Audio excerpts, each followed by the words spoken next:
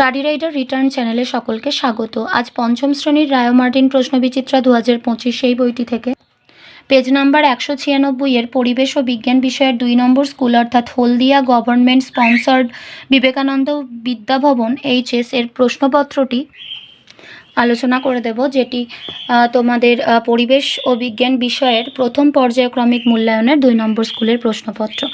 তো তোমাদের কাছে একটা রিকোয়েস্ট রয়েছে, সেটা হলো ভিডিওটি স্কিপ না করে তোমরা সম্পূর্ণ ভিডিওটি দেখবে এবং আমাদের চ্যানেলটি সাবস্ক্রাইব করে আমাদের এই ছোট্ট চ্যানেলটির পাশে থাকবে। তো চলো শুরু করা যাক। একের দাগে রয়েছে প্রতিটি প্রশ্নের বিকল্প উত্তরগুলির মধ্য থেকে সঠিক উত্তরটি বেছে লেখো। 1. মানব শরীরে বিশুদ্ধ রক্ত পরিবহন করে ধমনী। ভিটামিন ডি তৈরিতে সাহায্য করে ত্বক। হাড়ের জোরকে বলা হয় অস্থিসন্ধি। কলেরা রোগের ভাইরাসের নাম হলো ভিব্রিও কলেরি। কোন উদ্ভিদের শ্বাসমূল দেখা যায়? ম্যানগ্রোভ উদ্ভিদের। নিচের উত্তরটি ঠিক হলে পাশে সত্য এবং ভুল হলে পাশে মিথ্যা লেখো।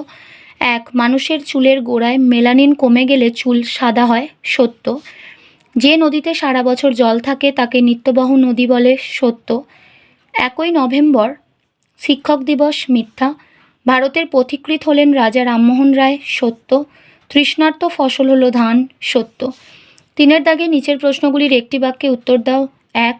দুধে লেবুর রস দিলে ছানা কাটানো হলে তাকে কি বিক্রিয়া বলে? রাসায়নিক বিক্রিয়া। একটি বাগিচা ফসলের নাম হলো চা।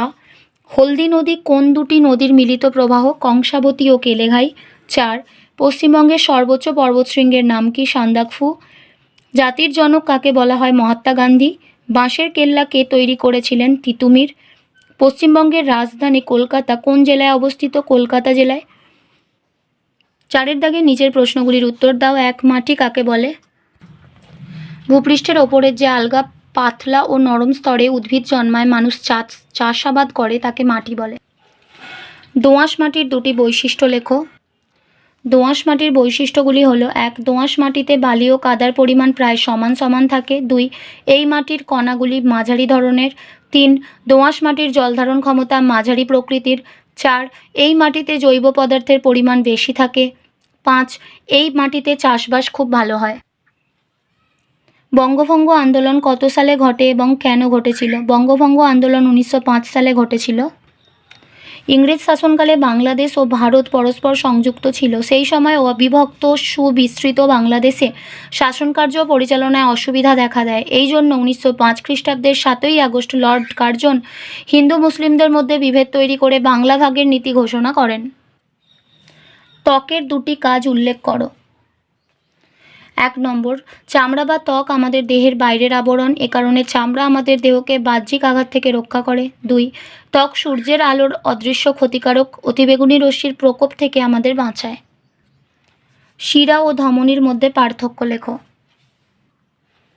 শিরার মধ্য দিয়ে দূষিত কার্বন ডাই অক্সাইড যুক্ত রক্ত বাহিত হয়।